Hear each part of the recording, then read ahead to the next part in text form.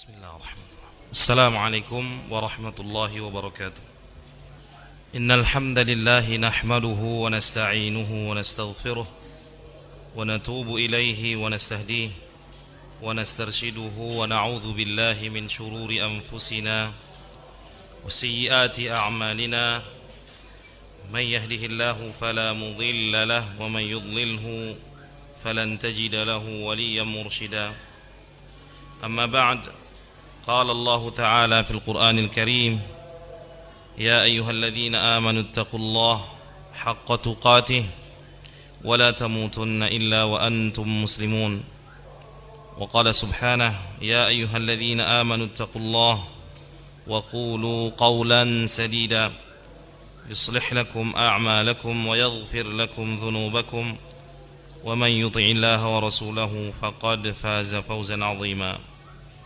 وبعد أيها المسلمون فإن أصدق الكلام كلام الله وخير الهدي هدي محمد صلى الله عليه وسلم وشر الأمور محدثاتها وكل محدثة بدعة وكل بدعة ضلالة وكل ضلالة في النار والعياذ بالله. معاشر المسلمين والmuslimat, para ikhwah dan akhwat rahimani wa rahimakumullah. Kembali kita bersyukur kepada Allah Jalla Jalaluhu atas semua nikmat yang Allah berikan kepada kita sampai hari ini dan detik ini. Banyak sekali nikmat yang Allah berikan kepada kita. Apabila kita mencoba untuk menghitung nikmat tersebut, maka kita tidak akan pernah mampu untuk menghitungnya. Demikianlah nikmat-nikmat Allah yang Allah berikan kepada kita. Kemudian salawat dan salam ala habibina wa qudwatina wa nabiyyina, atas kekasih kita, panutan kita dan nabi kita, Nabi Muhammad bin Abdullah sallallahu alaihi wa ala alihi wa sahbihi wasallam. Ma'asyiral muslimin wal muslimat, saudara-saudariku rahimani wa rahimakumullah. Pagi hari ini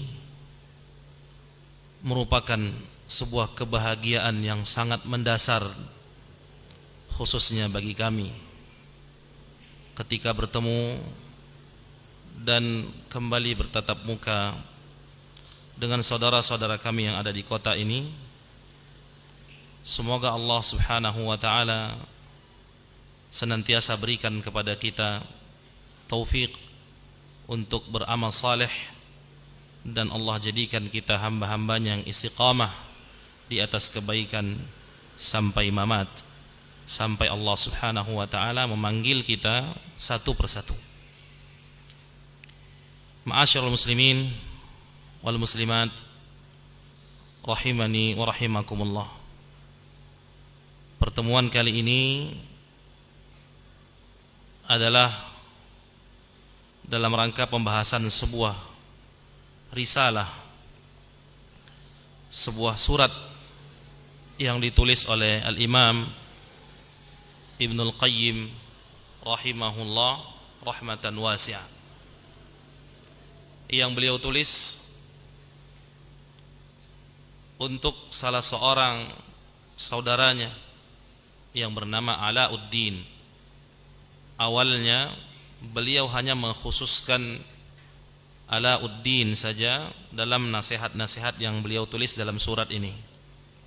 Namun lihat bagaimana Allah subhanahu wa ta'ala akhirnya mengabadikan hingga saat ini. Surat yang tadinya ditulis yang bentuknya adalah nasihat-nasihat ditujukan kepada salah seorang saja, namun Allah subhanahu wa ta'ala menginginkan sya'a qadruhu, sya'a qadaruhu, Allah subhanahu wa ta'ala menginginkan agar risalah atau surat yang beliau tulis ini bermanfaat untuk orang banyak.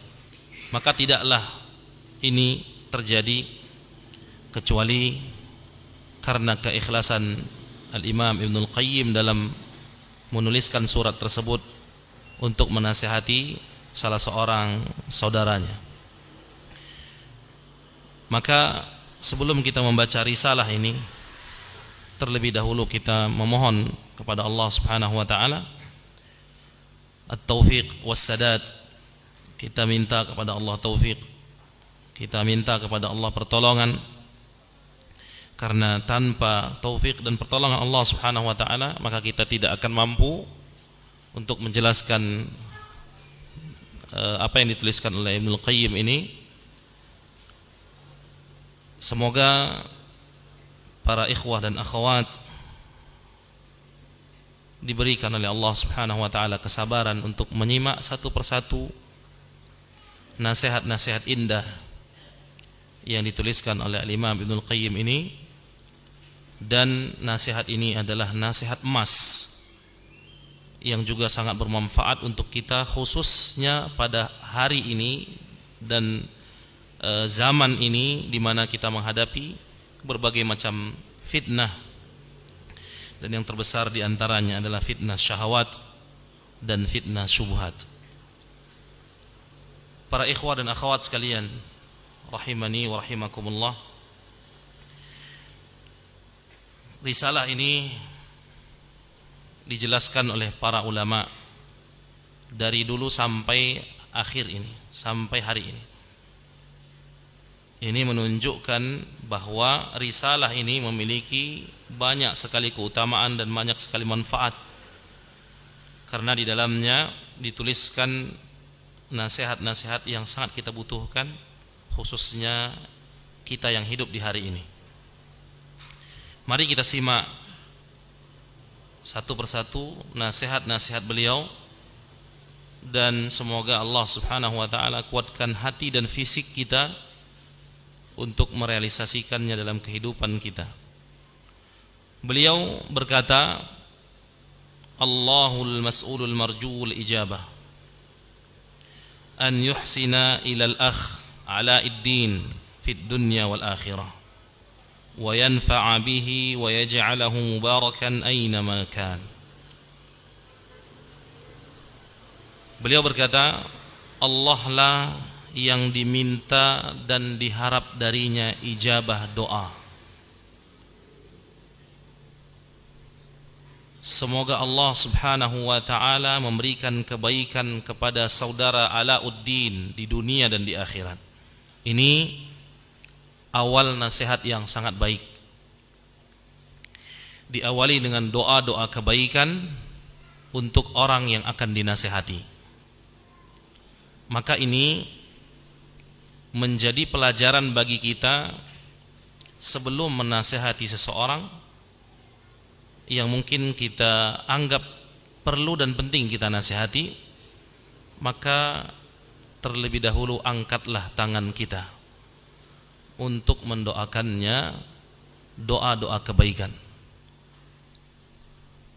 Di sini Al-Imam Ibnul Qayyim rahimahullah mendoakan saudaranya Alauddin dengan doa kebaikan.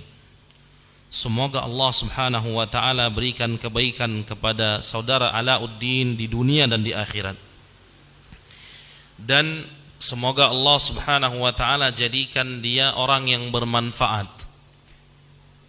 Dan semoga Allah jadikan dia orang yang diberkahi dimanapun dia berada.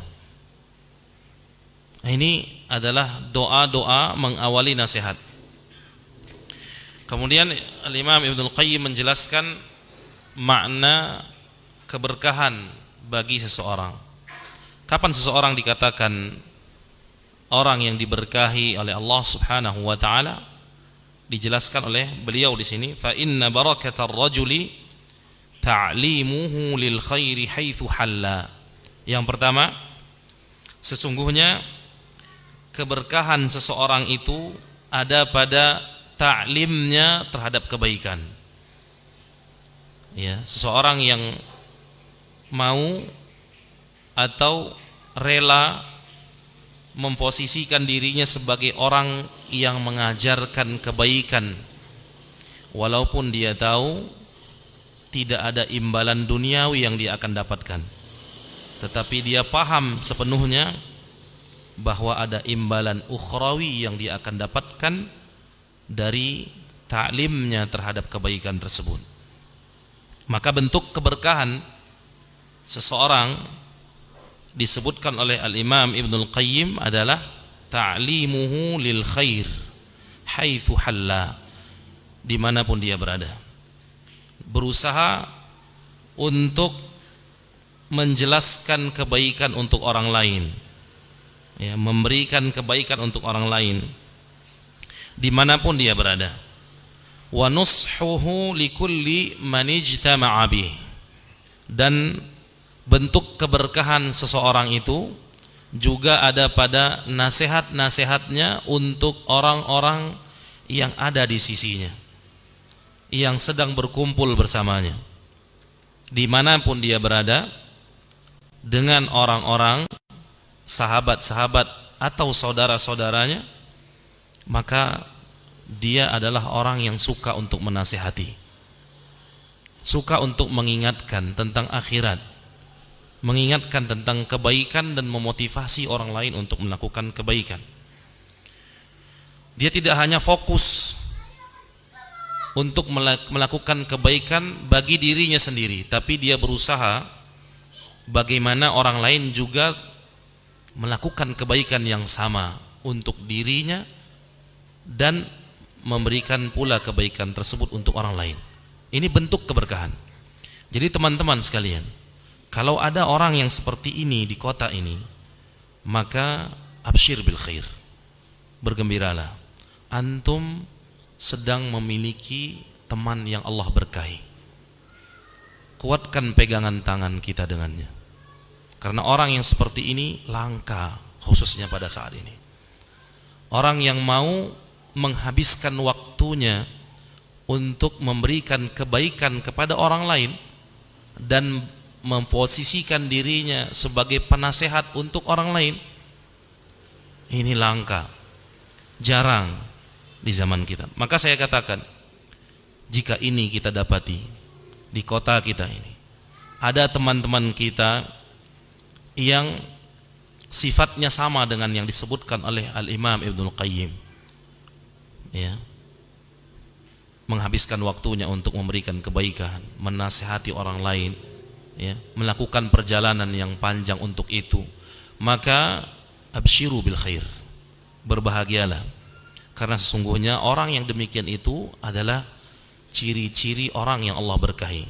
Maka bersahabat dan berteman dengannya akan menularkan keberkahan itu pula, meninggalkannya juga akan menghilangkan keberkahan.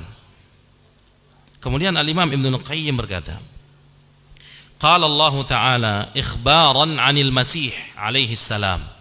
Allah Subhanahu wa taala berfirman mengabarkan tentang Isa al-Masih. Bagaimana? Di dalam sebuah ayat Allah Subhanahu wa taala dalam surat Maryam ayat 31, Allah Subhanahu wa taala kabarkan tentang Nabi Isa dengan firman-Nya, wa ja'alani mubarakan aynama kunt, dan Allah telah menjadikanku orang yang diberkahi dimanapun aku berada. Nabi Isa alaihissalam Allah jadikan manusia yang diberkahi dimanapun dia berada. Maka kita berusaha juga menjadi orang-orang yang Allah berkahi dimanapun kita berada.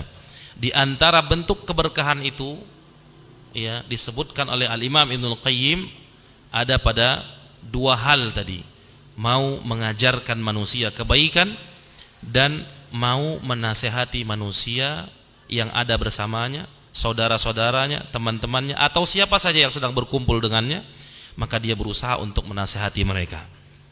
Kemudian Al-Imam Ibnul Qayyim mengatakan, apa yang dimaksud wa ja'alani mubarakan, aku dijadikan orang yang diberkahi dimanapun aku berada? Al-Imam Ibnul Qayyim mengatakan, ai mu'alliman lil khair, maksudnya adalah aku dijadikan sebagai orang yang mau mengajarkan kebaikan, sesuai dengan apa yang disebutkan oleh Al-Imam Ibnul Qayyim di awal tadi. Ya, makna daripada mubarakan, orang yang diberkahi adalah mualliman lil khair, mengajarkan manusia kebaikan. Ini yang pertama. Kedua, da'iyan ilallah.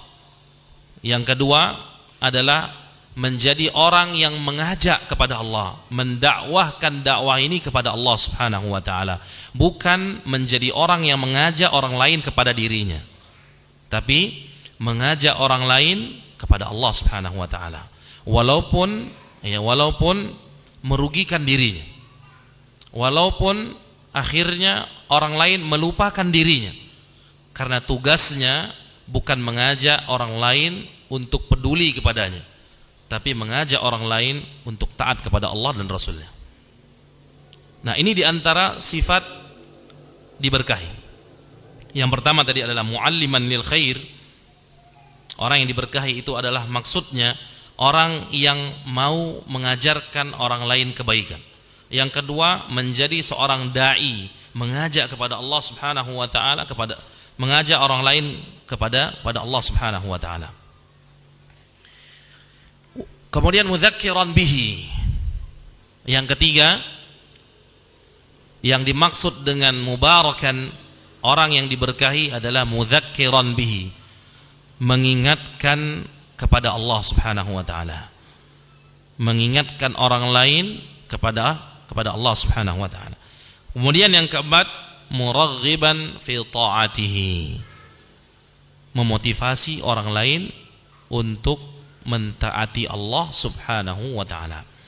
4 poin ini, bila mana ada satu di antara 4 ini ya, ada pada diri kita, maka ketahuilah kita termasuk orang-orang yang Allah berikan keberkahan, orang-orang yang Allah berkahi kehidupannya.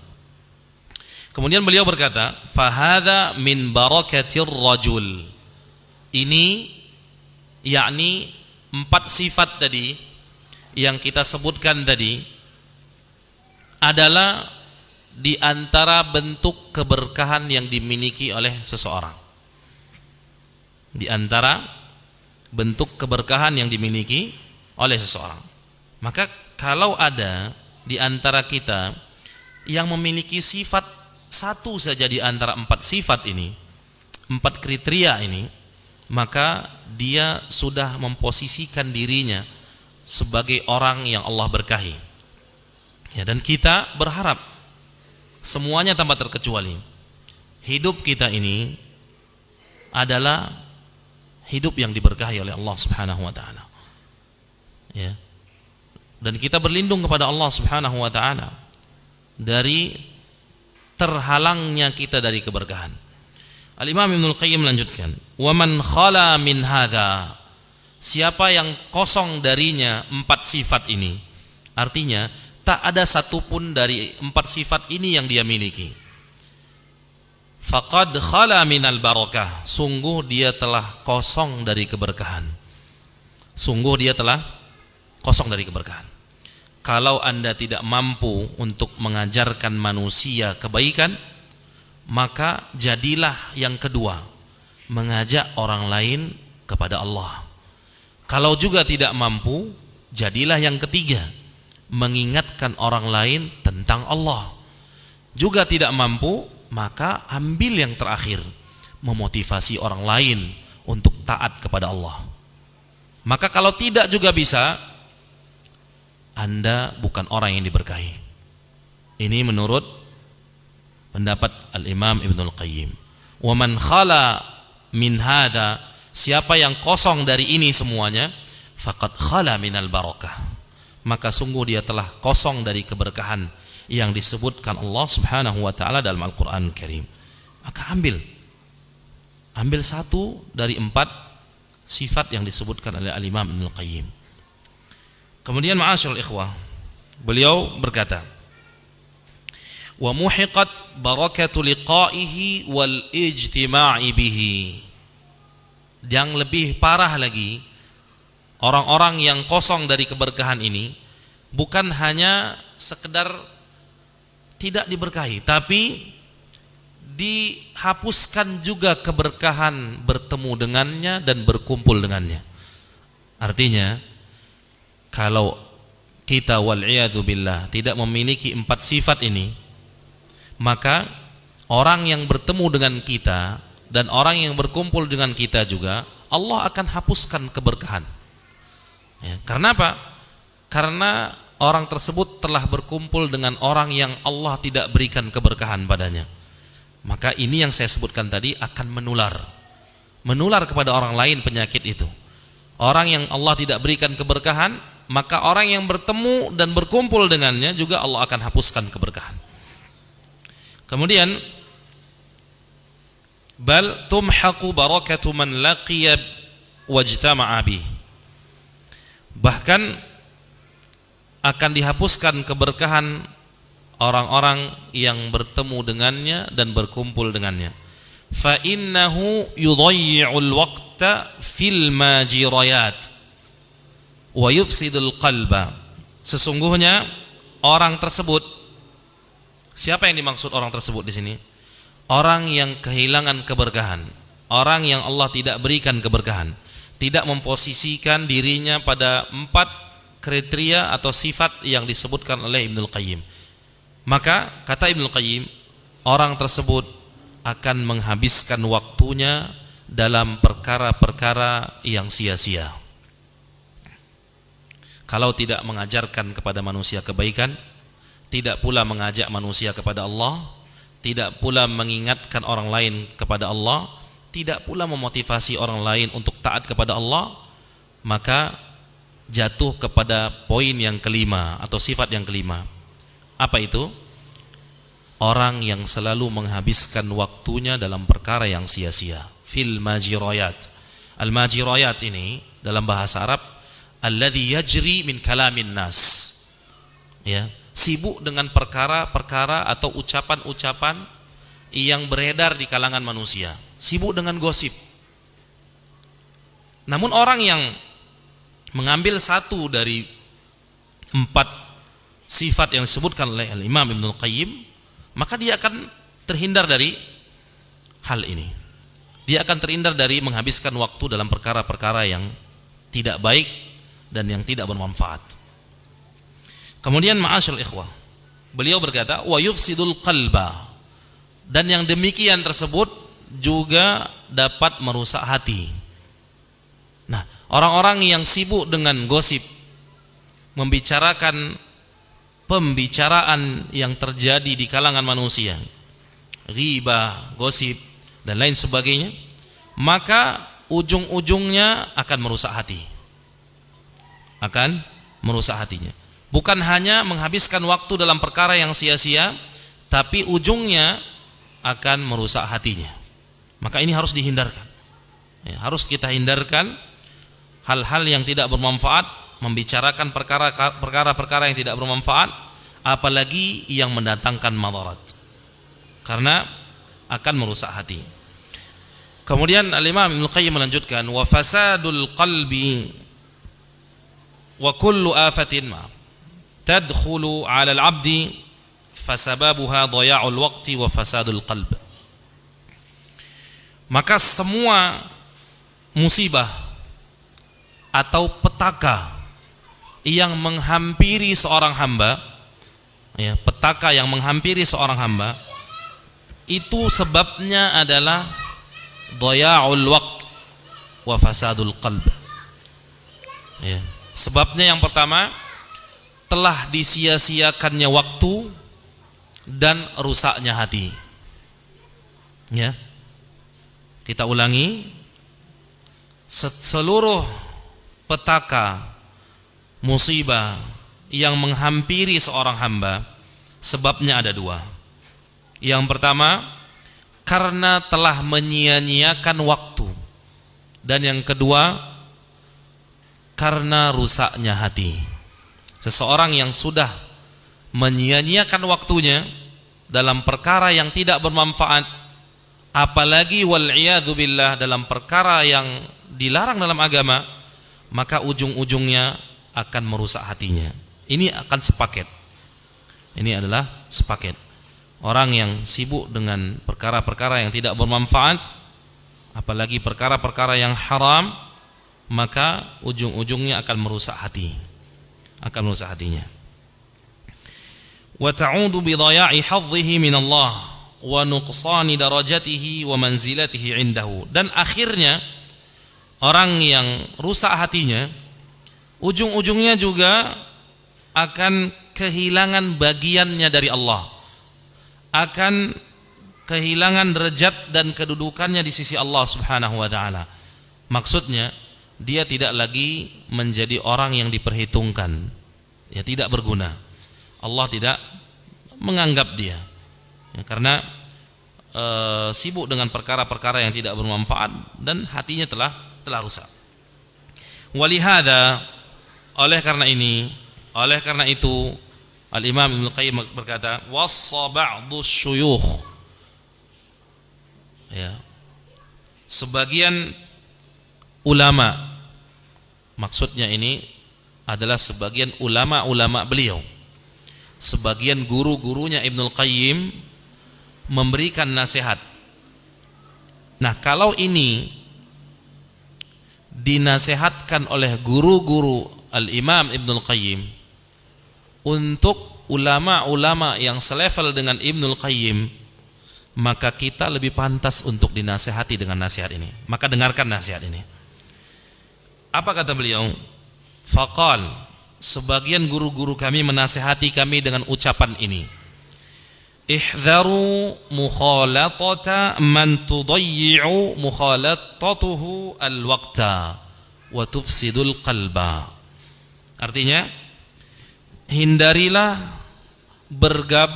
berkumpul bersama orang-orang yang perkumpulannya akan menyebabkan waktu tersia-siakan dan menyebabkan hati rusak. Ini nasihat dari ulama-ulama terdahulu, guru-gurunya Al-Imam Ibnu Qayyim kepada ulama-ulama yang selevel dengan Ibnu Qayyim. Nasihatnya apa? Hindari berteman dengan mereka, orang-orang yang waktunya habis sia-sia. Perkumpulan dengan mereka akan menghabiskan waktu dan ujung-ujungnya merusak hati. Yang dibicarakan apa? Yang dibicarakan keburukan orang lain. Yang dibicarakan tentang kekurangan orang lain. Yang dibicarakan perkara-perkara yang tidak bermanfaat, perkara-perkara yang diharamkan. Maka hindari bertemu dengan orang yang seperti ini, apalagi untuk berkumpul dengannya. Kemudian fa innahu, masih nasihat guru-gurunya Ibnu Qayyim rahimahullah, fa innahu mata dha'a al-waqt wa fasada al-qalbu infaratat 'ala al-'abdi umuruhu kulluha.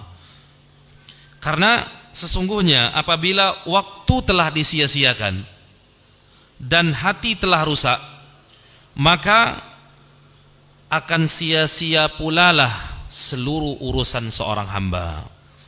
Maksudnya tidak akan bermanfaat seluruh urusannya. Bila mana waktu telah disia-siakan dan hati telah rusak, maka akan sia-sia urusan seluruh hamba.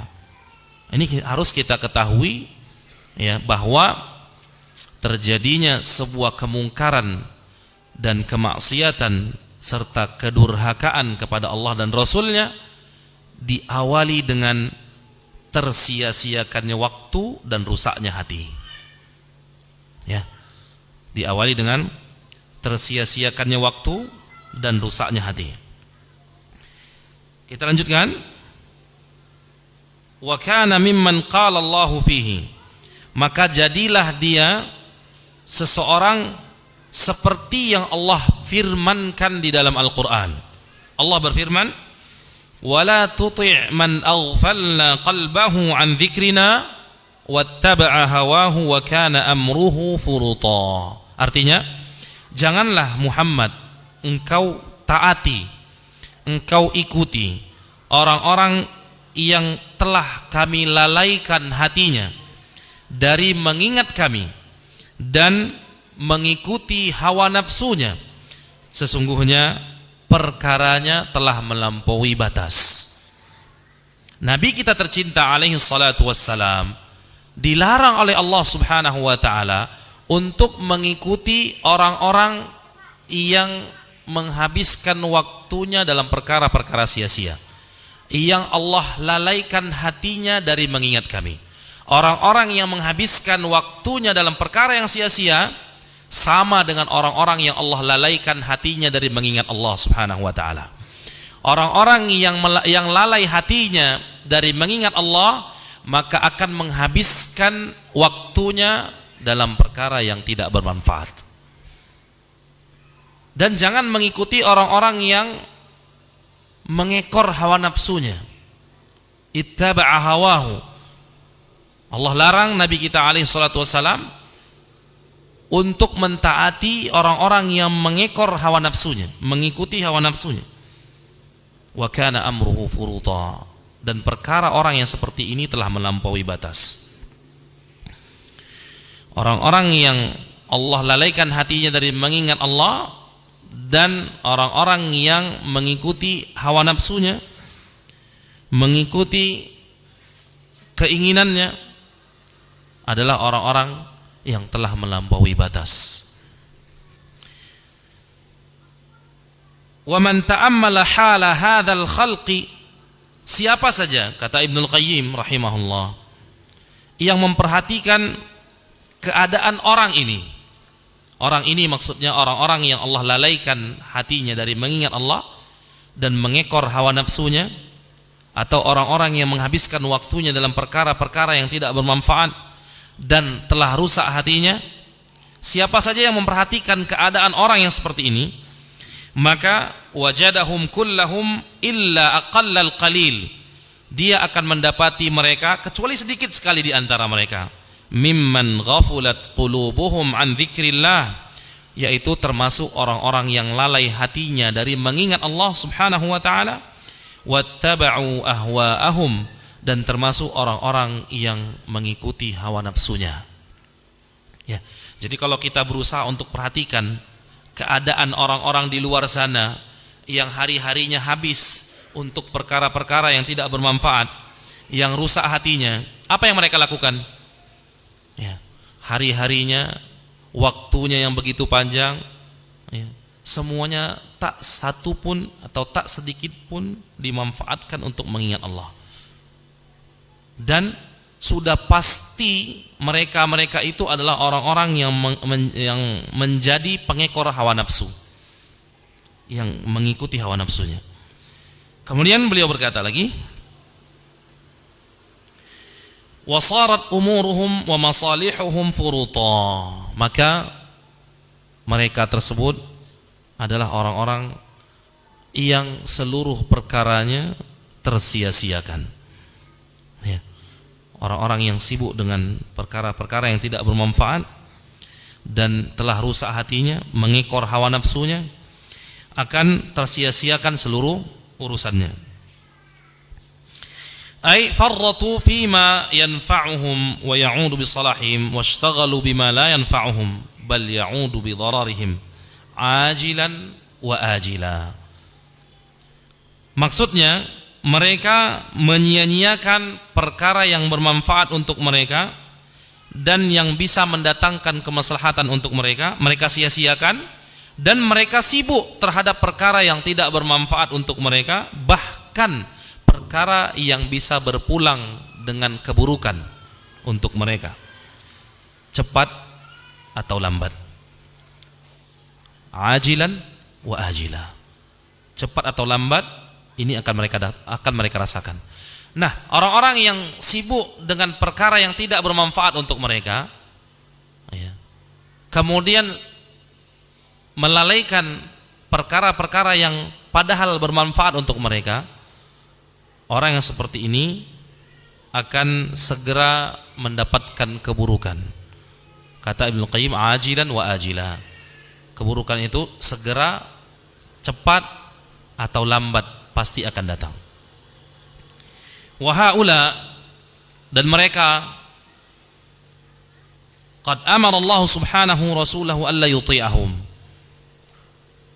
Allah subhanahu wa ta'ala telah perintahkan rasulnya untuk tidak mengikuti mereka, untuk tidak mengikuti orang-orang yang seperti itu. Fa ta'atur rasul, maka ketaatan rasul, ketaatan kita kepada Rasul, la tatimmu illa bi'adami ta'ati haula. Ketaatan kita kepada Nabi kita tercinta alaihi salatu wassalam tidaklah sempurna kecuali dengan tidak mentaati mereka, atau kecuali dengan tidak mengikuti orang-orang yang kita sebutkan sifatnya tadi. Nah, kalau Nabi saja Allah larang untuk mengikuti orang-orang yang ciri-cirinya disebutkan Allah dalam Al-Quran, lalai hatinya dari mengingat Allah dan mengikuti hawa nafsunya, maka kita yang mengaku taat kepada Rasulullah sallallahu alaihi wasallam tidak akan dihitung taat kepada beliau sampai kita juga tidak mengikuti orang-orang yang Allah sebutkan sifatnya tadi dalam Al-Quran. Nah, kalau kita masih juga mengikuti mereka, masih nimbrung bersama mereka dalam majelis-majelis mereka, membicarakan keburukan orang lain, membicarakan kekurangan orang lain, maka sejatinya kita bukanlah orang yang taat kepada Rasulullah sallallahu alaihi wasallam. Kata Ibnul Qayyim rahimahullah, fa ta'atu ar-rasul la tatimmu illa bi'adam ta'ati haula. Maka ketaatan kita kepada Rasulullah sallallahu alaihi wasallam tidaklah sempurna kecuali dengan tidak mengikuti orang-orang yang Allah sebutkan sifatnya dalam Al-Quran tadi. Orang-orang yang menghabiskan waktunya dalam perkara yang sia-sia, dan orang-orang yang merusak hatinya dengan mengikuti hawa nafsunya. Kemudian fa innahum innama yad'una ila ma yushakiluhum min ittiba'il hawa wal ghaflati an dzikrillah. Karena sesungguhnya mereka-mereka ini juga tidak akan tinggal diam. Mereka juga berusaha untuk mengajak orang lain melakukan apa yang mereka lakukan. Ya, mereka enggak akan tinggal diam. Mereka bahkan untuk merayu orang lain untuk nimbrung bersama mereka dalam pembicaraan yang tidak bermanfaat, bahkan pembicaraan yang diharamkan dalam agama. Kata Ibnu Qayyim, sesungguhnya mereka akan mengajak orang-orang yang sama dengan mereka, ya, dalam ittiba'ul hawa, mengikuti hawa nafsu, wal ghafla an dzikrillah, dan lalai mengingat Allah Subhanahu wa taala. Wa haula wal ghaflatu 'anillah wad daril akhirah mata tazawwajat bi ittiba'il hawa tawallada ma bainahuma kullu syarr. Ini nasihat yang sangat penting kita ketahui dari Al-Imam Ibnul Qayyim. Beliau berkata, lalai dari mengingat Allah dan mengingat hari akhir. Kami ulangi, lalai dari mengingat Allah dan mengingat hari akhir, bila mana bergabung dengan ittiba'ul hawa, mengikuti hawa nafsu. Bila mana bergabung dengan ittiba'ul hawa, maka akan melahirkan kullu syarr, segala keburukan. Nah, ini benar. Coba perhatikan orang-orang yang lalai mengingat Allah dan hari akhirat, enggak peduli lagi dengan urusan akhirat. Yang ada di hadapannya itu yang akan dia habiskan, itu yang dia akan kerjakan. Tak peduli baginya halal dan haram, tak peduli baginya ini baik dan buruk, karena dia lupa dengan akhirat. Orang yang lupa dengan akhirat adalah orang yang tak akan pernah peduli dengan mana yang halal, mana yang haram, mana kebaikan, mana keburukan. dia akan langgar itu semua. Bila mana sifat ini bergabung dengan ittiba'ul hawa, mengikuti hawa nafsu, maka akan lahir pula lah segala keburukan. Ya, dari keduanya akan lahir segala keburukan. Wa katsiran ma yaqtarinu ahaduhuma bil akhar wa la yufariquhu. Kata Ibnu Qayyim, dan biasanya kebanyakannya ya, dua sifat ini tidak bisa dipisahkan. Biasanya kata Ibnu Qayyim, atau kebanyakannya kita dapati dua sifat ini tidak bisa dipisahkan. Artinya apa? Seseorang yang sudah lalai dari mengingat Allah dan hari akhirat pasti mengikuti hawa nafsu. Maka hati-hati. Ya. Seseorang yang tidak peduli lagi dengan dunia akhirat, ya, kampung akhirat, maka dia pasti akan mengekor hawa nafsunya. Dia tak akan peduli lagi dengan apakah itu kemungkaran, ya, apakah itu kemaksiatan, kedurhakaan kepada Allah. Yang penting, ya, yang ada di benaknya adalah apa yang enak di hatinya, apa yang nyaman menurutnya, ya, walaupun itu adalah sebuah kemaksiatan atau sebuah kemungkaran. Wa man ta'ammala fasada ahwalil alam umuman wa khususan, kata beliau Ibnu Qayyim rahimahullah, siapa yang memperhatikan rusaknya keadaan dunia ini, keadaan alam ini secara umum dan secara khusus, maka dia akan mendapati nasyi'an an hadainil aslain, kerusakan alam ini ya disebabkan dua perkara ini. Dan ini benar ma'asyarul ikhwah, rusaknya manusia ya disebabkan dengan dua usul ini, dua perkara ini. Lupa dengan akhirat karena lalai mengingat Allah, dan mengikuti hawa nafsunya. Lihat kerusakan alam saat ini. Coba kita lebih tafsil lagi. Terjadinya perzinahan dan munculnya lokalisasi perzinahan, itu disebabkan karena manusia lalai dalam mengingat Allah dari akhirat. Kemudian mereka mengikuti hawa nafsunya. Atau terjadinya muamalah ribawiyah, terjerumusnya seseorang dalam perkara riba, juga didasari dengan dua perkara ini. Lalai terkait akhirat, mengingat Allah Subhanahu wa taala, dan karena mengikuti hawa nafsunya, mengikuti hawa nafsunya. Dan ini benar apa yang disebutkan oleh Ibnu Qayyim. Rusaknya alam, khususnya manusia, disebabkan dua perkara ini. Mereka lalai dari mengingat Allah dan hari akhirat, dan yang kedua, mereka selalu mengikuti hawa nafsunya. Fal ghaflatu, Ibnu Qayyim berkata, tahulu bainal abdi wa baina tasawwuril haqqi wa ma'rifatihi wal ilmi bihi. Maka lalai dari mengingat Allah dan hari akhirat ini menghalangi seorang hamba dari mengenal kebenaran dan mengetahui serta mengilmui kebenaran. Orang yang sudah lalai dari mengingat Allah dan hari akhir enggak mungkin mau peduli mana yang benar lagi. Enggak peduli bagi dia mana yang benar, mana yang tidak benar. Apalagi untuk mengetahui kebenaran, mengilmui kebenaran. Mungkinkah orang-orang yang lalai hatinya dari mengingat Allah dan hari akhirat hadir di majelis ilmu? Demi Allah tidak. Orang-orang yang hadir di majelis ilmu itu adalah orang-orang yang ingat akan akhirat. Dia tahu hadirnya di majelis ilmu bermanfaat untuk akhiratnya, maka dia datang. Nah, orang yang lalai terhadap akhirat, mustahil baginya untuk hadir di majelis ilmu.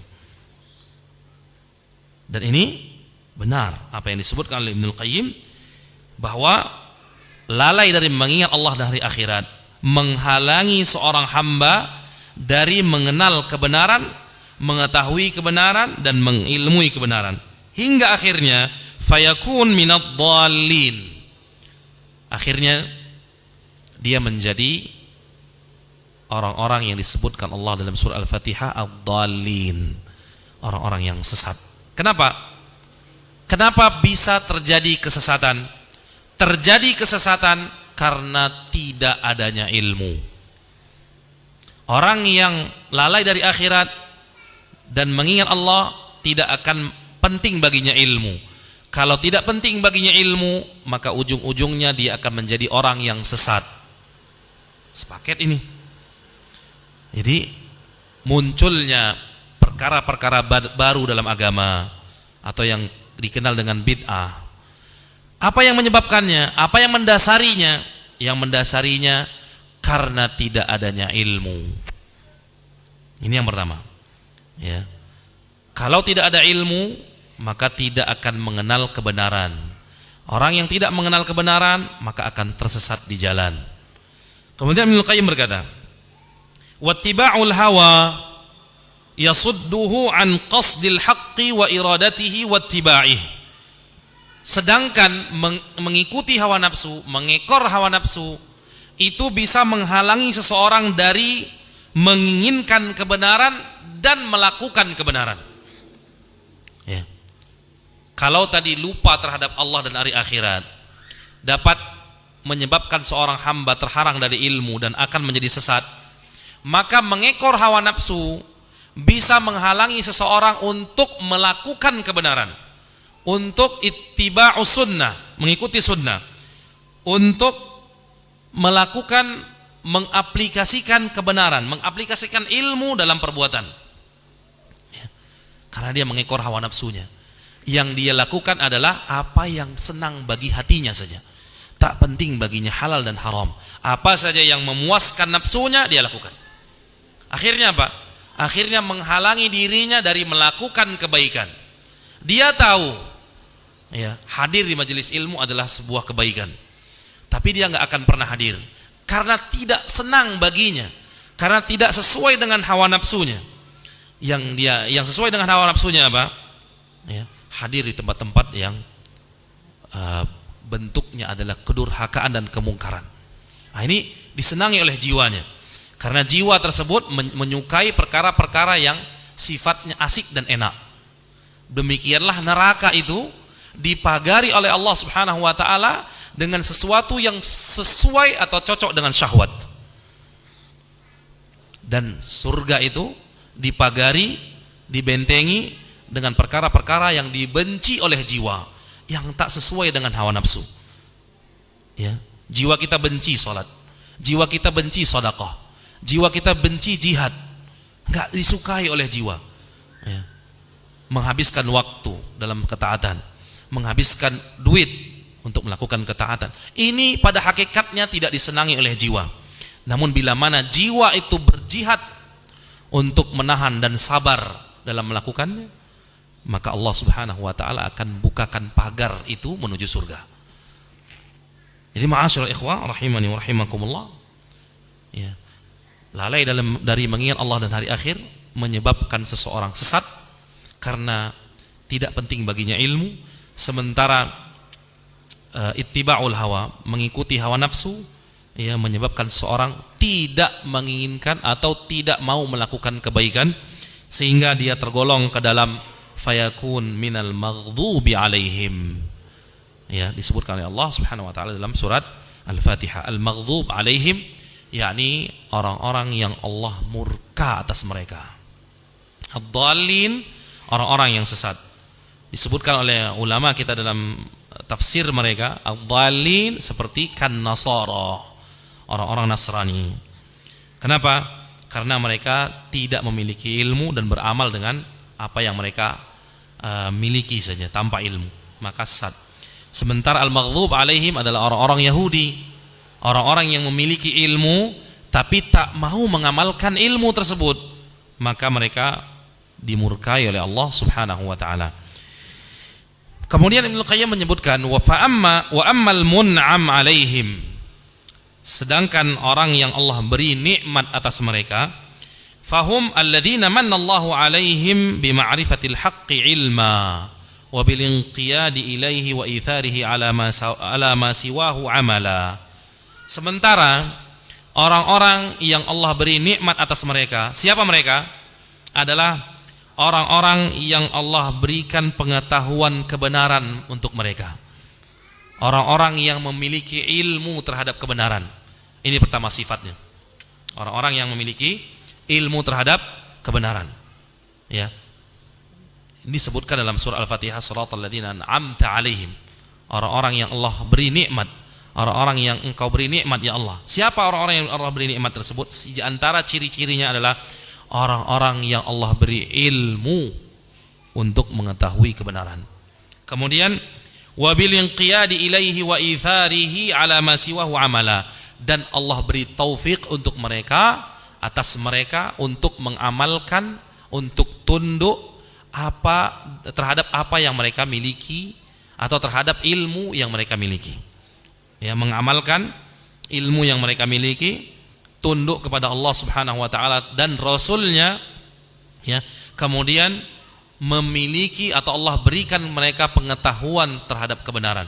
Ini diantara ciri-ciri orang yang Allah berikan nikmat atas mereka, yang disebut oleh Allah Subhanahu wa taala dalam Al-Qur'an, siratal ladzina an'amta 'alaihim, jalannya orang-orang yang Engkau beri nikmat atas mereka, yakni orang-orang yang memiliki ilmu dan beramal dengan ilmu tersebut. Wa haula humul ladzina 'ala sabilin najah. Ibnu Qayyim berkata, maka mereka itulah orang-orang yang berada di atas keselamatan. Ya. Mereka itulah orang-orang yang berada di atas keselamatan. Wa man siwahum 'ala sabilil halak. Dan selain mereka berada di atas jalan kebinasaan. Artinya, ma'asyarul ikhwah, kalau kita tidak memposisikan diri kita menjadi orang mun'am alaihim, yang Allah beri nikmat atas mereka, maka pasti kita berada di atas jalan kebinasaan dan kehancuran. Kalau kita tidak memiliki ilmu dan tidak pula mengamalkan ilmu tersebut, maka kita akan berada di satu posisi di antara dua. Imma masuk ke dalam golongan ad-dhalin, orang-orang yang sesat, atau masuk ke dalam golongan orang-orang al-maghdhub alaihim, seperti yang kita jelaskan tadi, orang yang dimurka oleh Allah Subhanahu wa taala. Walihada amarana Allah Subhanahu an naqul kulla yawmin wa layla 'iddata marrat.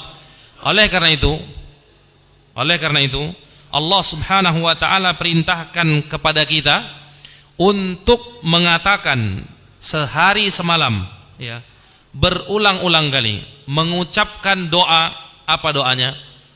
Ihdinas siratal mustaqim, siratal ladzina an'amta 'alaihim ghairil maghdubi 'alaihim waladdallin.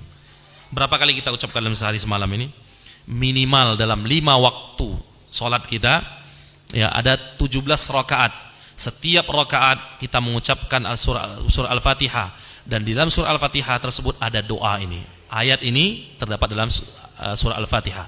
Berarti 17 kali pula lah minimal dalam salat wajib kita meminta kepada Allah, ya Allah, berikanlah kami hidayah, jalan yang lurus, jalannya orang-orang yang Engkau beri nikmat atas mereka, bukan jalannya orang yang Engkau murkai, bukan pula jalannya orang yang sesat.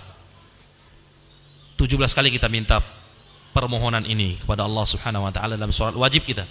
Belum lagi salat sunnah yang kita lakukan. Ya. Artinya apa? Allah memilih, ya, surat ini, ayat ini untuk sering-sering kita baca, menunjukkan hidayah terhadap jalan yang lurus, jalannya orang-orang yang Allah beri nikmat tersebut adalah perkara yang sangat kita butuhkan. Bahkan para ulama mengatakan kebutuhan kita terhadap hidayah Allah Subhanahu wa taala lebih besar daripada kebutuhan kita terhadap makan dan minum. Kenapa demikian? Karena kebutuhan kita terhadap makan dan minum, ya, sebatas kebutuhan duniawi saja. Artinya, kalau kita ditakdirkan oleh Allah Subhanahu wa taala meninggal karena kelaparan, karena enggak makan dan enggak minum, maka selesai urusan kita hanya di dunia saja, di akhirat tidak ada masalah. Tapi jika seseorang yang Allah tidak berikan hidayah di dunia dan di akhirat, dia akan sengsara. Orang-orang yang Allah tidak berikan hidayah, maka dia akan sengsara di dunia dan di akhirat. Maka kebutuhan kita terhadap hidayah Allah lebih besar dibandingkan kebutuhan kita terhadap makan dan minum. Maka saya heran, dan kita wajib heran kepada orang-orang yang disibukkan dengan urusan makan dan minumnya sehingga melalaikan dengan urusan hidayahnya. Ini wallahi ajibna lahu.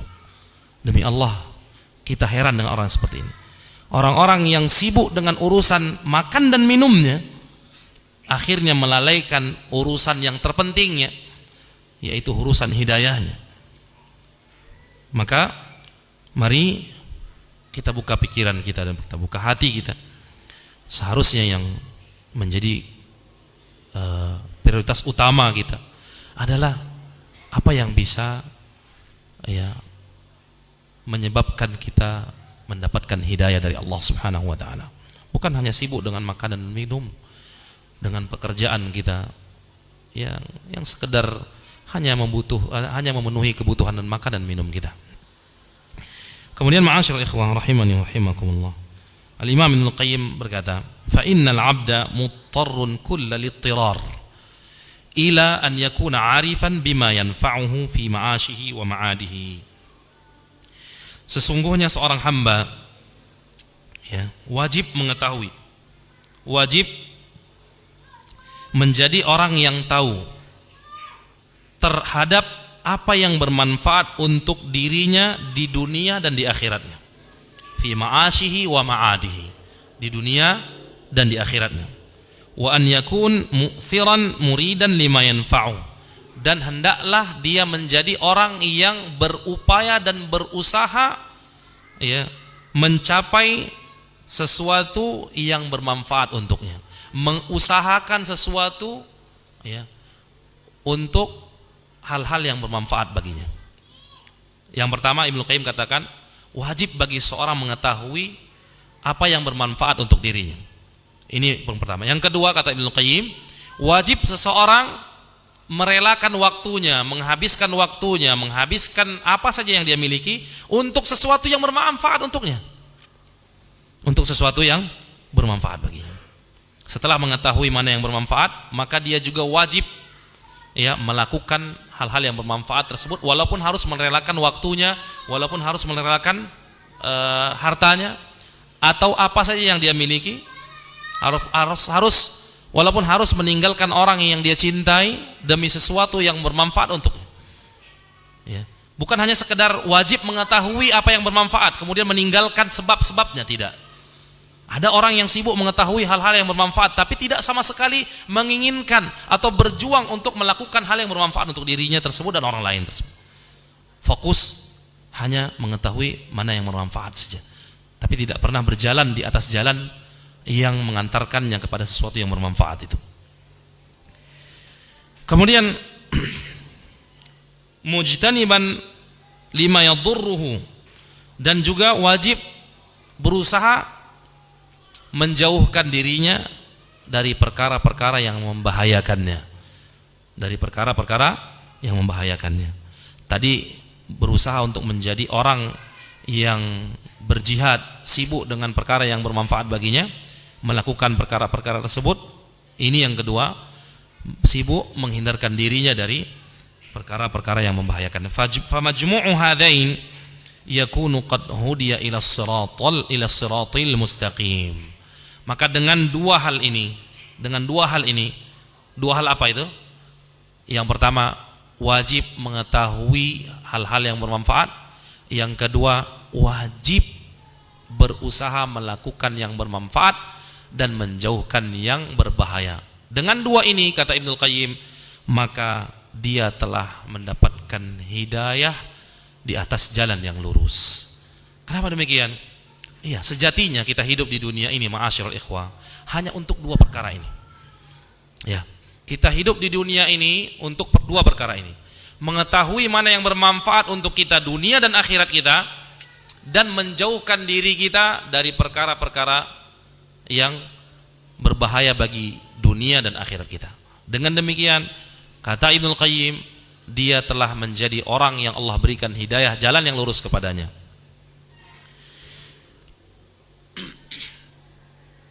Fa in fatahu ma'rifatu dzalik, apabila luput darinya pengetahuan itu, salaka sabilad dhalin, maka dia pun akan menempuh jalannya orang yang sesat. Wa in fatahu qasduhu, jika luput darinya menginginkan hal yang bermanfaat itu. Kalau tadi apabila luput darinya pengetahuan terhadap hal yang bermanfaat, maka dia akan menjalani jalannya orang yang sesat. Nah, yang kedua, apabila luput darinya menginginkan hal yang bermanfaat tersebut untuk dirinya, maka wa in fatahu qasduhu wattiba'uhu, apabila luput darinya menginginkan hal yang bermanfaat itu dan menjalankan, mengikuti hal yang bermanfaat itu, salaka sabilal maghdubi alaihim, maka dia menempuh jalannya orang yang Allah murka atas mereka. Wa bihadza yu'rafu qadru hadzal du'a'il 'azim. Dengan demikian diketahuilah ya, kadar doa yang kita baca setiap rakaat salat kita, ihdinas siratal mustaqim. Diketahui betapa besar kadarnya doa ini, betapa agungnya doa ini. Kemudian Ibnu Qayyim melanjutkan, wa syiddatil haja ilaih, dan betapa besarnya kebutuhan manusia terhadap doa itu, kebutuhan manusia terhadap hidayah Allah Subhanahu wa taala. Wa tawaqquf sa'adati dunya wal akhirati alaihi, dan berhentinya kebahagiaan dunia akhirat terhadap doa tersebut atau atas doa tersebut. Kenapa Ibnu Qayyim mengatakan hal tersebut? Mengapa Ibnu Qayyim mengatakan bahwa kebahagiaan di dunia dan di akhirat itu ada pada doa itu? Iya, kalau kita cermati dan kita hayati dan kita tadabburi, kebahagiaan kita di dunia dan di akhirat ada pada doa tersebut. Kenapa? Karena kita sedang meminta jalan yang lurus, hidayah yang lurus, hidayah terhadap jalan yang lurus, dan kita meminta kepada Allah Subhanahu wa taala jalan ya orang-orang yang Allah beri nikmat atas mereka. Dihindarkan dari jalan orang-orang yang sesat dan dihindarkan dari jalan orang-orang yang Allah murka atas mereka. Nah, kalau orang-orang yang Allah berikan nikmat atas mereka dan dihindarkan dari orang-orang yang sesat dan orang-orang yang dimurkai oleh Allah, maka ujung-ujungnya mereka akan Allah berikan hadiah surga. Kemudian Al-Imam Ibnul Qayyim berkata, wal 'abdu muftaqirun ila al-hidayati fi kulli lahzatin wa nafas. Ini kata beliau. Dan seorang hamba sangat membutuhkan hidayah di setiap waktu dan di setiap nafasnya. Jadi kebutuhan kita terhadap hidayah ini bukan hanya sebatas kebutuhan kita setiap hari, tapi kata Ibnu Qayyim, setiap waktu dan setiap nafas yang keluar dari hidungnya dan kemudian masuk lagi ke hidung, maka di setiap kali itulah kita butuh hidayah Allah. Jadi pantaslah para ulama mengatakan kebutuhan kita terhadap hidayah ini lebih besar dibandingkan kebutuhan kita terhadap apapun, bahkan terhadap makanan dan minuman. Fi jami'i ma ya'tihi wa yadharuhu fa innahu baina umurin la yanfakku anha. Kita butuh hidayah ya, di setiap keadaan kita, di setiap yang datang kepada kita, yang meninggalkan kita, ya, di setiap seluruh perkara kita tidak bisa luput, tidak bisa terpisah dari yang namanya hidayah Allah. Kemudian Ibnu Qayyim dalam bukunya ini, dalam risalahnya ini menyebutkan kondisi manusia, ya, kemudian kebutuhan mereka terhadap hidayah. Ini panjang sekali, ya. Ibnu Qayyim menyebutkan ada yang tidak memiliki ilmu sehingga beramal dengan amal yang tidak pernah dicontohkan Nabi, maka kondisi seperti ini dia butuh hidayah ilmu dari Allah Subhanahu wa taala. Dia butuh hidayah dari Allah supaya Allah berikan kepadanya ilmu. Ada orang yang berilmu, mengetahui mana yang benar, tapi tak mampu untuk menjalani kebenaran tersebut. Ada. Ya, kondisi orang yang seperti ini ada. Dia tahu mana yang benar, tapi untuk melakukan kebenaran ini masih berat baginya. Dia tahu ini sunnah dari Nabi alaihi salatu wassalam. Tapi untuk melakukan, menjalankan sunnah ini berat baginya. Maka kondisi seperti ini tetap juga membutuhkan hidayah. Hidayah apa? Hidayah taufik untuk melakukan sunnah tersebut. Ya. Kemudian dalam kondisi yang lain disebutkan oleh Ibnu Qayyim, ada orang yang tahu jalan kebenaran, bahwa jalan ini adalah jalan menuju kebenaran. Tapi di sini juga dia tetap membutuhkan hidayah. Hidayah apa? Hidayah agar Allah Subhanahu wa taala mampukan dirinya untuk tetap berjalan di atas jalan kebenaran tersebut. Bukan hanya sekedar mengetahui ini jalan kebenaran kemudian meninggalkannya. Nah, orang yang telah mengetahui ini jalan kebenaran butuh lagi hidayah dari Allah Subhanahu wa taala. Hidayah apa? Hidayah dari Allah untuk dapat istiqamah di atas jalan kebenaran tersebut sampai dia mati. Nah, kemudian kondisi yang lain disebutkan oleh Ibnu Qayyim, apapun kondisi kita, kata Ibnu Qayyim, maka kita tidak akan pernah lepas dari yang namanya hidayah Allah Subhanahu wa taala. Orang yang sudah mengenal kebenaran, orang yang sudah melakukan kebenaran, yang saat ini sedang berada di jalan kebenaran, apakah juga masih membutuhkan hidayah? Iya, masih membutuhkan hidayah dari Allah Subhanahu wa taala. Apa itu? Hidayah agar senantiasa istiqomah di atas kebenaran tersebut sampai mati. Jadi apapun kondisinya, ya, tetap seorang hamba tersebut menurut Ibnu Qayyim rahimahullah, orang tersebut membutuhkan hidayah dari Allah Subhanahu wa taala.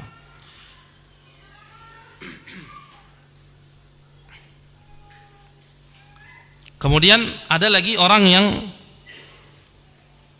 telah mengetahui kebenaran, menjalankan kebenaran, juga istiqomah di atas kebenaran secara zahir. Ya, kita menilainya dia adalah orang yang istiqomah di atas kebenaran. Apakah juga membutuhkan hidayah? Disebutkan oleh Ibnu Qayyim di sini, iya, juga membutuhkan hidayah. Kenapa demikian? Hidayah apa? Hidayah agar Allah Subhanahu wa taala mampukan dirinya untuk mentransfer hidayah tersebut kepada orang lain. Ya. Orang yang sudah mengenal kebaikan, telah melakukan kebaikan itu juga, telah istiqamah di atas kebaikan, dia juga membutuhkan hidayah Allah untuk menjadi orang, ya, atau menjadi sebab hidayah Allah Subhanahu wa taala sampai kepada orang lain. Ya. Untuk menjadi sebab hidayah Allah sampai kepada orang lain. Kemudian Al-Imam Ibnu Qayyim rahimahullah melanjutkan,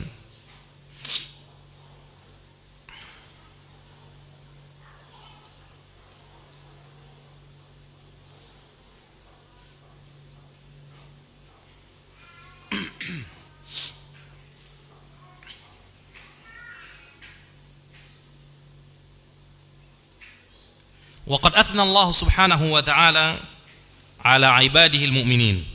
Allah Subhanahu wa ta'ala telah memuji hamba-hambanya yang beriman, alladzina yas'alunahu an yaj'alahum a'immatan yuhtada bihim.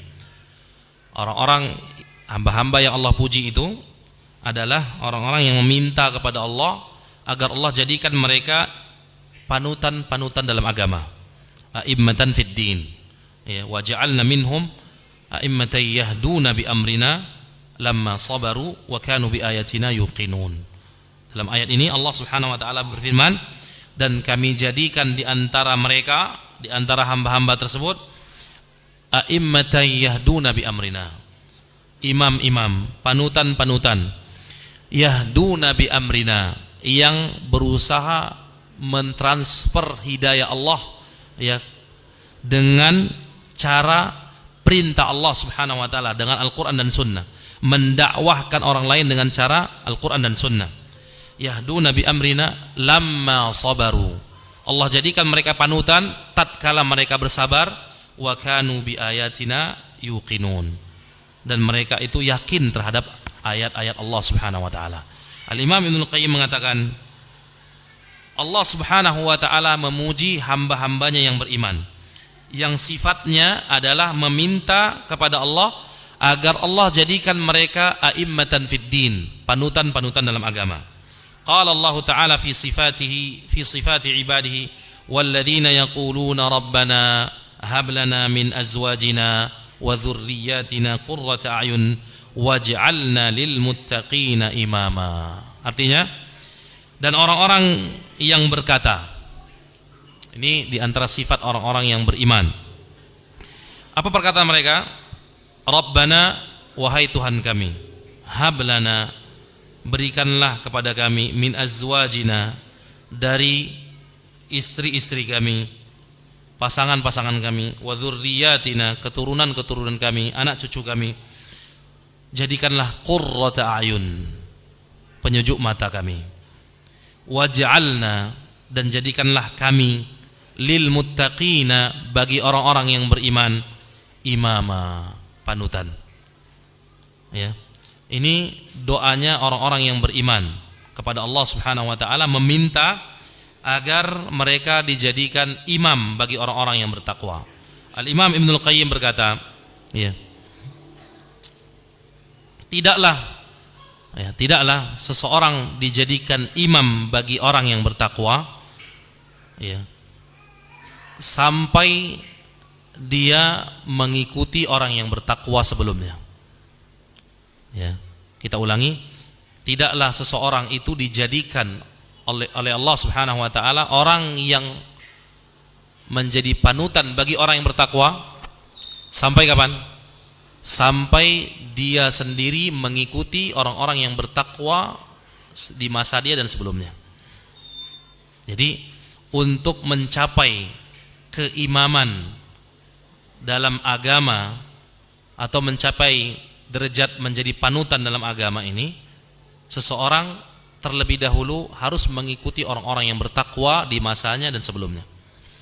Ya, nggak bisa orang tersebut tiba-tiba menjadi orang yang dijadikan panutan oleh orang-orang yang bertakwa sampai dia benar-benar menjadi orang yang bertakwa juga. Ya, dia ikuti juga metodenya orang-orang yang bertakwa. Bahkan Ibnu Qayyim mengatakan, tidak mungkin seorang tersebut diklaim menjadi seorang ahlus sunnah sampai dia sebelumnya juga mengikuti ahlus sunnah semasanya dan sebelumnya. Jadi ma'asyiral ikhwah rahimani wa rahimakumullah, untuk menjadi panutan dalam agama ini, menjadi seorang imam dalam agama ini, pertama disebutkan oleh beliau harus dengan kesabaran dan keyakinan. Sabar dan yakin, dengan ini diraihlah al-imamatu fid din, ya, panutan dalam agama, keimaman dalam agama. Kemudian berdoa kepada Allah Subhanahu wa taala, meminta agar dijadikan imam bagi orang-orang yang bertakwa. Dan tidaklah bisa menjadi imam, ya, seorang menjadi imam bagi orang yang bertakwa sampai dia benar-benar mengikuti orang-orang yang bertakwa di masanya dan yang sebelumnya.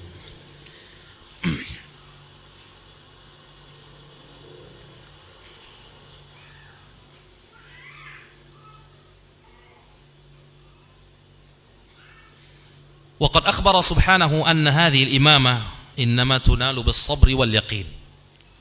Beliau berkata lagi, dan sungguh Allah Subhanahu wa taala telah mengabarkan bahwa keimaman di dalam agama, ya, panutan di dalam agama bisa diraih dengan kesabaran dan yakin. Faqala ta'ala, Allah Subhanahu wa taala berfirman, waja'alna minhum a'immatan yahduna bi amrina lamma sabaru, dan kami jadikan di antara mereka imam-imam yang mendakwahkan dengan perintah kami, dengan Al-Quran dan Sunnah, maksudnya dengan perintah kami dengan Al-Quran dan Sunnah. Lamma sabaru, tatkala mereka bersabar, wa kanu bi ayatina yuqinun, dan mereka yakin terhadap ayat-ayat kami. Maka Ibnu Qayyim mengatakan, keimaman dalam agama atau menjadi panutan dalam agama bisa diraih oleh seseorang dengan sabar dan yakin. Dengan sabar dan yakin. Fa bis sabri wal yaqin tunalul imamatu fid din. Kata beliau, maka dengan sabar dan yakin, keimaman, panutan dalam agama akan dapat diraih. Faqil, dikatakan bis sabri anid dunya. Sabar terhadap apa? Sabar terhadap dunia. Ini yang pertama. Waqil, dan dikatakan juga bis sabri anil bala. Bersabar terhadap ujian dan cobaan. Waqil bis sabri anil manahi. Dikatakan juga sabar dari perkara-perkara yang dilarang. Wassawab, adapun yang benar, kata Ibnu Qayyim rahimahullah, annahu bis sabri an dzalika kullih. Ya. Yang benar adalah sabar dari itu semua. Sabar dari itu semua. Bis-sabri ala ada'i faraidillah, sabar dalam melakukan ketaatan kepada Allah, menjalankan kewajiban-kewajiban. Was-sabr an maharimihi, dan sabar menahan diri dari perkara-perkara yang diharamkan oleh Allah Subhanahu wa taala. Was-sabri an ala aqdarihi, dan bersabar di atas ketentuan dan takdir Allah Subhanahu wa taala. Jadi sabar dalam 3 perkara ini. Ya, sabar dalam 3 perkara ini salah satu sebab seseorang akan dijadikan seorang imam dalam agama, seorang panutan dalam agama. Wa jama'a subhanahu baina as-sabri wal yaqin. Allah Subhanahu wa taala mengumpulkan antara sabar dan yakin di dalam ayat ini. Idhuma sa'adatul abdi wa faqduhuma yufqiduhu sa'adatahu. Kenapa? Karena dengan keduanya seseorang akan bahagia. Dengan sabar dan yakin seseorang akan bahagia. Dan kehilangan sabar dan yakin, maka seseorang pun akan kehilangan kebahagiaannya. Kita ulangi, dengan keduanya, yakni dengan sabar dan yakin, seseorang akan bahagia. Dan kehilangan keduanya, seseorang akan kehilangan kebahagiaannya. Fa innal qalba, kata beliau, sesungguhnya hati, tatruquhu tawariqus syahawat al-mukhalifah li amrillah. Sesungguhnya hati ini selalu diketuk dengan ketukan syahwat yang menyelisihi perintah Allah Subhanahu wa taala. Ya, jadi hati kita ini, ma'asyiral ikhwah wal akhwat, selalu diketuk dengan syahwat kita. Ya, diajak oleh syahwat kita untuk melakukan perkara yang diharamkan oleh Allah. Ya. Kemudian kata beliau, wa tawariqus syubhat al-mukhalifah li khabarihi, dan juga diketuk oleh ketukan syubhat. Ya. Selain ketukan syahwat, hati kita juga diketuk oleh syubhat, fitnahnya syubhat. Fa bis sabri, maka kata beliau, dengan sabarlah yadfa'us syahawat, akan dapat mencegah syahwat. Dengan sabar seseorang akan dapat mencegah syahwatnya, keinginan yang dapat menghancurkannya.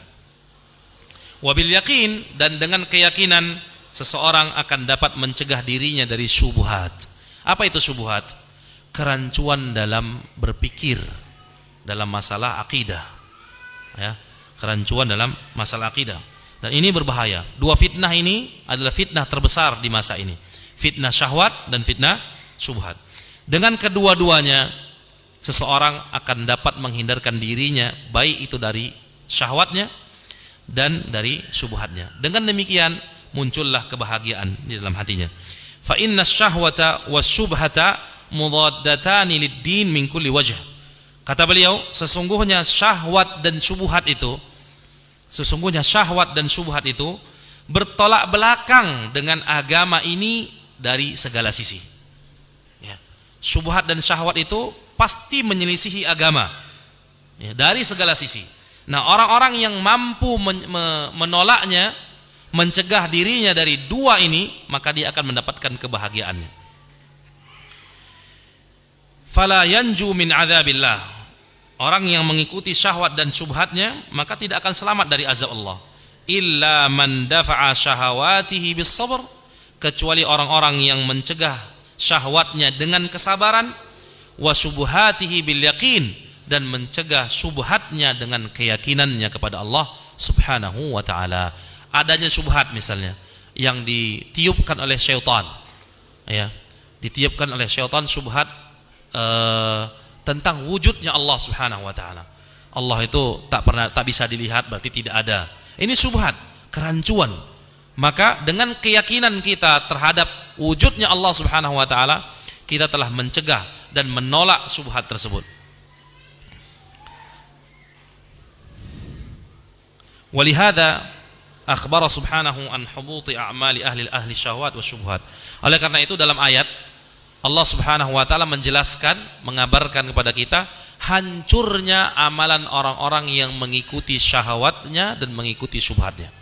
Ya, dalam Al-Qur'an Allah sebutkan, yang tidak kita baca, kita ringkas saja, bahwa dengan syahwat dan syubhat, mengikuti keduanya, ya, seseorang akan menyebabkan kehancuran agama, kehancuran amalan-amalan yang dia lakukan. Kemudian wa kama annahu subhanahu 'allaqa al-imamata fid din bis sabri wal yaqin, sebagaimana Al-Imam Ibnul Qayyim menggantungkan keimaman terhadap agama atau menjadi panutan dalam agama. Al-Imam Ibnul Qayyim menyebutkan, ya, Allah Subhanahu wa taala menggantungkan al-imamah fid din itu dengan sabar dan yakin. Maka ayat yang kita bacakan tadi juga mengandung dua usul yang berbeda. Dua usul lagi yang juga harus mendapatkan perhatian. Ayat yang mana? Kita ulangi ayatnya dan perhatikan baik-baik. Wa ja'alna minhum a'immatan yahduna bi amrina lamma sabaru wa kanu bi ayatina yuqinun. Ini ayatnya dalam surah As-Sajdah. Apa kata Allah? Dan kami jadikan di antara mereka imam-imam yahduna bi amrina, yang mengajak orang lain, mendakwahkan orang lain dengan perkara kami. Perkara kami ai bil Qur'ani was sunnah, dengan Al-Qur'an dan sunnah, mengajak manusia dengan Al-Qur'an dan sunnah. Wa kanu bi ayatina yuqinun, dan mereka yakin terhadap ayat-ayat kami. Sabar dan yakin. Kemudian ada dua lagi. Apa itu? Sesuai dengan dalam ayat tersebut disebutkan oleh Ibnul Qayyim, ad-da'watu ilallah wa hidayatu khalqihi. Yang pertama, berdakwah, mengajak manusia kepada Allah dan memberikan hidayah kepada mereka. Memberikan hidayah kepada mereka maksudnya hidayatul irsyad. Karena hidayah terbagi dua, hidayatul irsyad dan hidayatul taufiq. Hidayatul irsyad bisa dilakukan oleh semua orang. Apa itu hidayatul irsyad? Menunjuki orang lain ini baik, ini buruk. Ini bisa kita lakukan semua.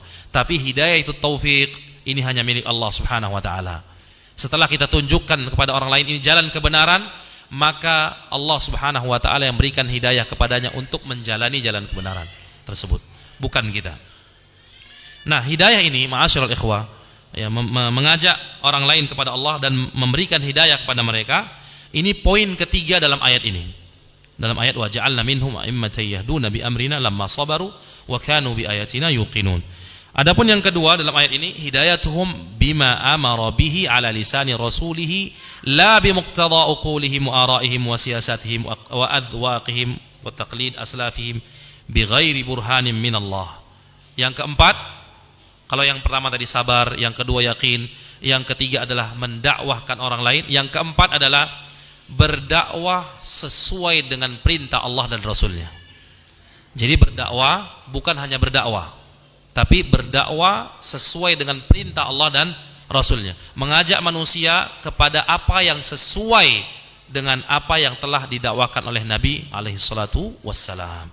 Jadi empat dasar ini atau empat usul ini penting bagi seseorang untuk menjadikan dia orang yang menjadi panutan, ya, atau disebut dengan imam fid din, imam dalam agama, panutan dalam agama.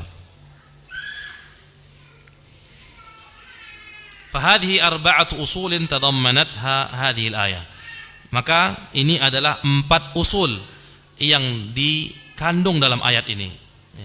Ahaduha as-sabr. Mulai Al-Imam Ibnul Qayyim merinci satu persatu, ya, dari empat usul ini, ya, dari empat usul yang dalam ayat yang disebutkan oleh Allah Subhanahu wa taala, dan ini insyaallah taala akan kita jelaskan di pertemuan atau di sesi yang akan datang.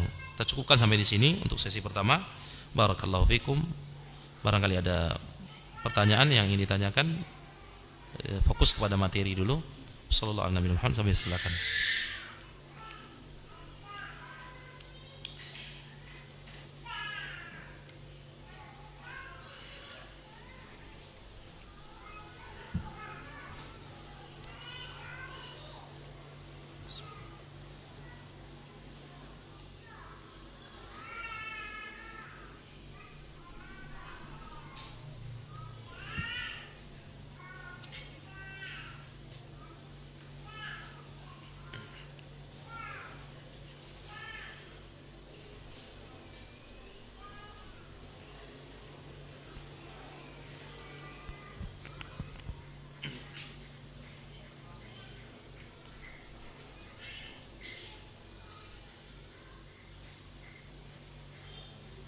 Baik, tidak ada pertanyaan. Masya Allah. Ada dua kemungkinan. Yang pertama paham, kemungkinan yang kedua tidak paham. Tapi kami husnudzan, paham insyaallah sehingga tidak perlu bertanya. Kita cukupkan sampai di sini dan kita break dulu insyaallah. Sisi yang kedua ba'dal maghrib kita mohon kepada Allah taufik untuk menghadiri majelis ini, kajian ini sampai akhir. Sallallahu ala nabiyina Muhammadin wa ala alihi wa sahbihi wasallam. Subhanakallahumma wa bihamdika asyhadu an la ilaha illa anta astaghfiruka wa atubu ilaik. Assalamualaikum warahmatullahi wabarakatuh.